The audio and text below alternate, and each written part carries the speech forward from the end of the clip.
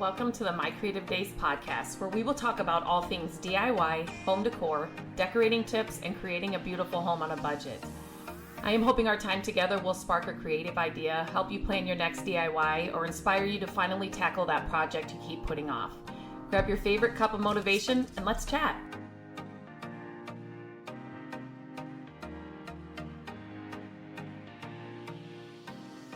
Hello and welcome back to the podcast. I have something exciting to share with you today. So I wrote an ebook and I have been listening and collecting questions and just kind of things that get sent into us, through email, Instagram, inside our Furniture Flipping Academy, all the places.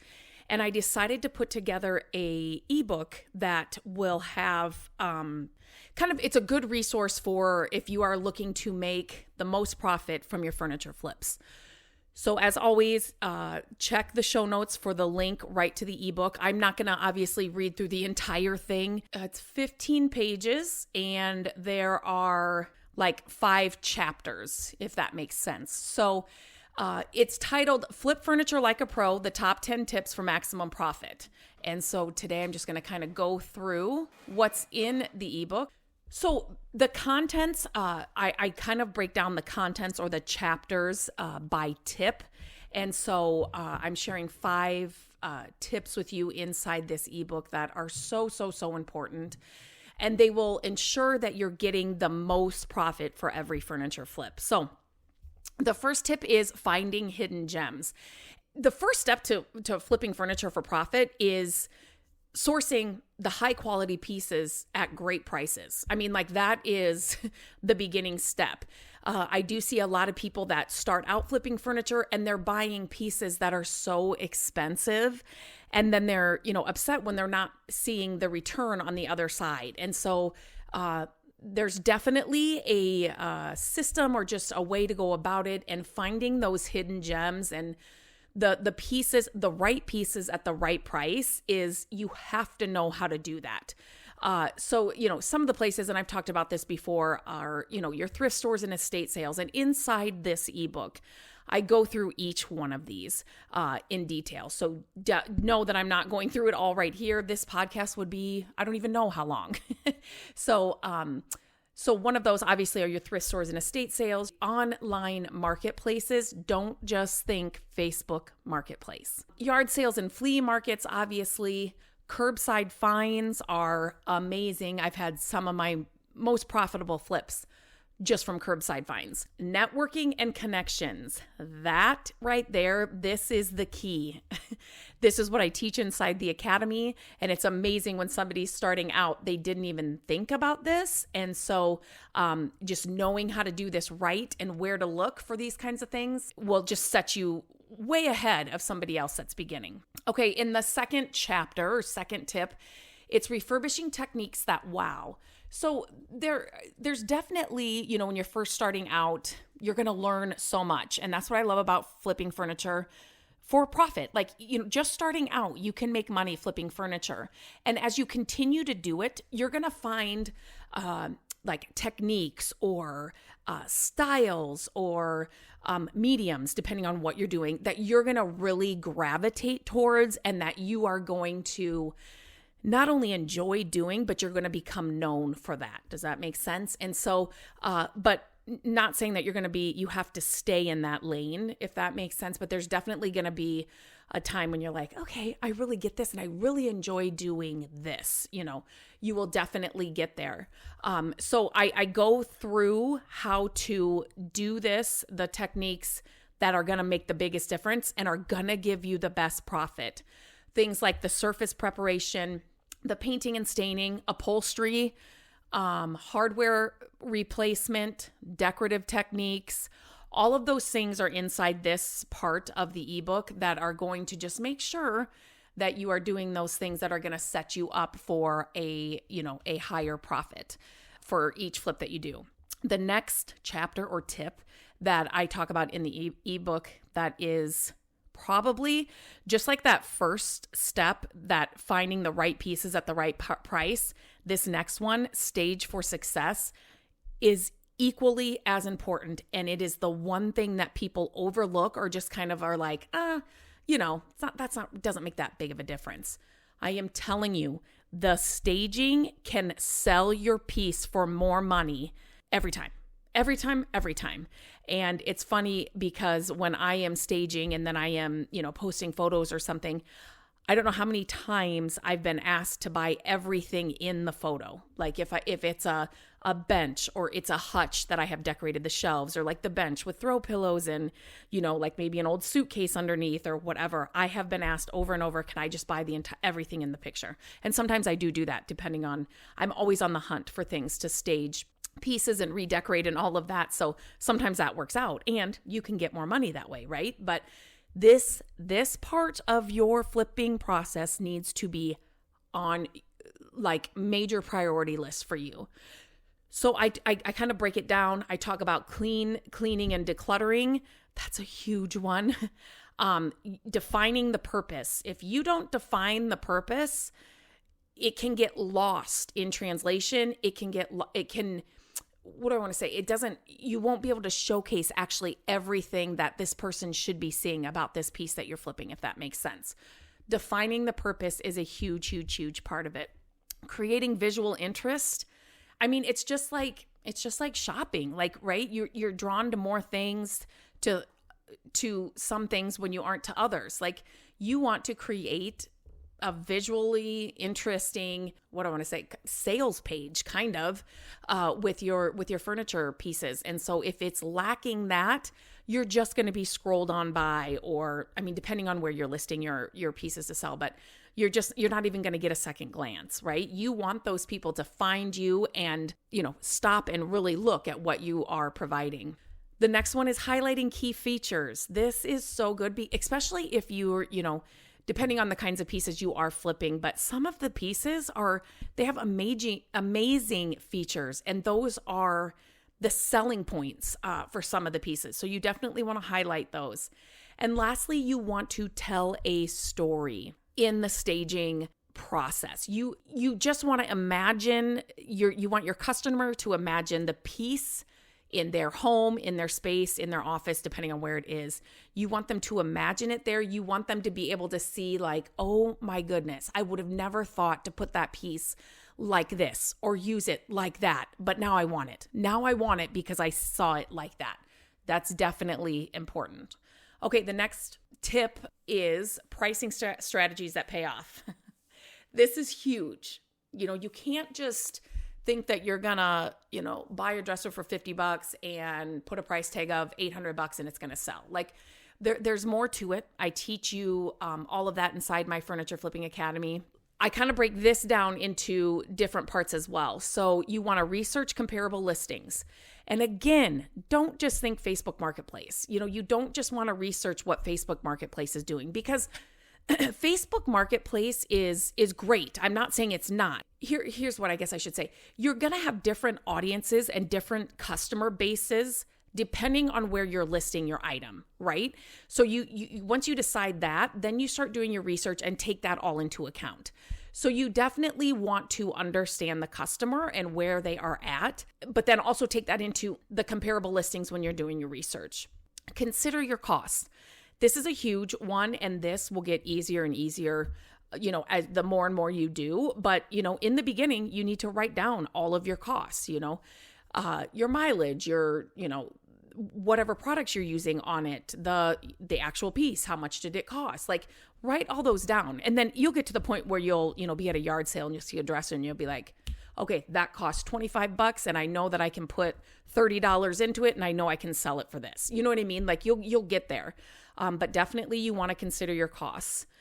Evaluate unique features. So, sometimes people will say the more vintage the piece is, if you're restoring a piece, or if it's a highly sought after piece, if it's a hard to find piece, you know what I mean? Like you don't find it that often. Like all of those things, you need to evaluate unique features. And here I kind of already talked about this, but know your target audience. That is so huge. Who are you selling to? Who is your customer? And I kind of talk about that more here in the ebook, that you need to know that, because that's going to help you set up your pricing and help you set up that strategy. The next one is offer flexible pricing options. So, there's so much that you can do with your furniture flipping, sales and the things that you offer. And flexible pricing is one of those things that, where somebody may buy multiple pieces and so you give them a little bit of a discount, or it may be you have a return customer and they get 10% off the next one, or you know what I mean, whatever it is.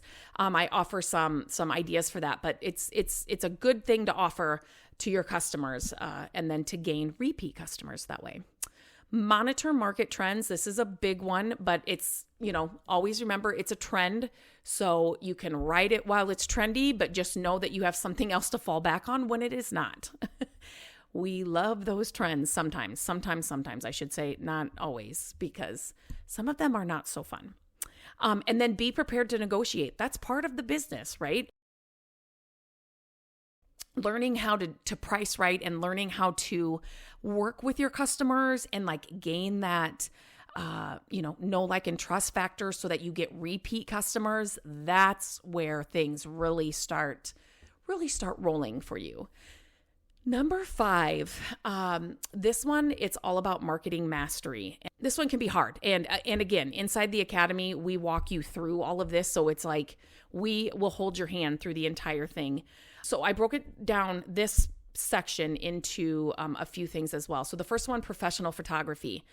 I'm not telling you that you have to go hire a professional photographer, but learning basic photography skills so that you can capture the right image in the right lighting is gonna be a game changer for you. Make sure that you are highlighting the piece as it should be for all the work that you put into it. There's nothing worse than you spending hours, cleaning it, prepping it, repairing it if it needs something, and then you've painted it and you've got it all done and beautiful, and then you don't really stage it and your photos are just so dark, or they're in a dark corner of a room, and don't do that to yourself. Do not do that to yourself.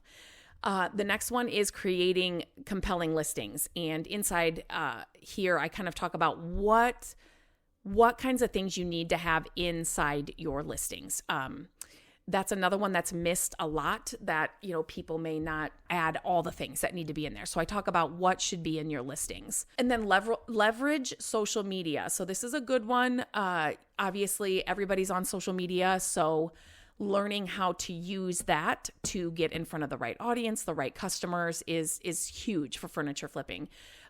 People love to see the process. People love to see before and afters, and just learning how to use social media to your favor so that you're getting the most profit for your pieces is really important. The next one, collaborating with influencers. This one is huge too, because if you can collaborate with the right people in the same niche and come up with different ways to, get together and partner and collaborate, or just to showcase what each of you offer, that can really be a game changer for your business, your online presence. It can be really, really, really good. Attend local markets and events. So this is, if you're somebody that, you're going to be selling mostly locally, this is huge. Get your name out there, get out there and mingle, and, get into the markets and if it's a flea market, a craft fair, a home decor event, maybe it's local realtors that you want to partner with to stage homes with your furniture pieces. There are so many different ways to do that, but definitely get involved that way. Offer promotions and discounts. So this is another way to market your pieces and your business. You may want your customers to sign up for an email list, which is something before social media, if you can start an email list, that's what you have to do. And as of right now, I'm going through the whole Facebook page was hacked, and it's a complete nightmare. I'm grateful we have email. I'm grateful we have these other avenues, but right now my Facebook page, My Creative Days, it's hacked, and I still do not have admin access to it, which is just another reason why do not put all of your eggs into the Facebook basket, into the Instagram basket, into the TikTok basket. None of those you own. Your email list you do. So, offering promotions and discounts, that's a good way to get people on an email list, setting those kinds of things up. Like I said earlier, repeat customers, come back and you can get a 10% off your next piece. Or do you have a piece that you would like me to do if custom work is something you'd like to do, like, offering a discount or a promotion for that? Or if they have a couple pieces, they get a discount, whatever that is, whatever that looks like. I kind of go through that as well inside the ebook. And then this last one, I always get ahead of myself because it just kind of flows into that, is build an email list. And I kind of just told you why you need to do that. And then you can just offer so much into the email list and just do so much with an email list that you actually own, and nobody can take that away from you. Marketing is one of the toughest challenges for furniture flippers. The compelling listings, the researching the right audience, standing out in a crowded market, it just feels overwhelming. But inside the Furniture Flipping Academy, we understand all the importance to all of these things. And so when I created it, I wanted to make sure that we were, like I said, hand-holding through the entire academy. And like, as you go through it, I did not want to leave any stone unturned, if that makes sense. I wanted to make sure that we had all the things inside the academy so that when you get to those certain points in your furniture flipping journey, we had it covered. Like, oh my gosh, I didn't even think about that. And it's already here in the academy. Like, it is all in there. So you get the comprehensive resources, you get the expert advice, you get the supportive community, you get all of it and so much more inside the Furniture Flipping Academy. So I also included, information about that at the end of this ebook. But like I said, this book is 15, just want to make sure I'm saying this right, 15 pages long. And so it's going to give you the top tips for maximum profit to flip like a pro. And I think I said top 10 tips, and there are 5 tips that I go through, but then each of those tips are broken down, if that makes sense. So, so check the show notes. You can find the link to there and you'll get more information. You can check it out there. It's only $9. It is a very inexpensive. I wanted to make it doable for everybody, but it's definitely loaded with the things you need to know if you want to start making more money or start making money with your furniture flips. So definitely check it out. As always, if you have any questions, email me, Lindsay@mycreativedays.com. You can reach out to me on Instagram @mycreativedays. But I hope this ebook helps so many of you, and I would love to hear your feedback about it. Let me know that as well. So until we talk next time, I hope you have a great day, and I'll talk to you very soon. Hello, friends. Thank you so much for listening to the podcast. I'm grateful that you tune in every week and that you share the show with your family and friends. I love having creative chit chats with you, and my hope is that this podcast will inspire you to try a new project, start a DIY that you've been putting off, and decorate your home exactly how you want it. There are a few ways you can help us with the podcast. Follow the podcast so you don't miss an episode. And if you could take a few minutes to leave the podcast a review, that would help us so much. Again, thank you for being here, and I look forward to our chat next week. Bye-bye.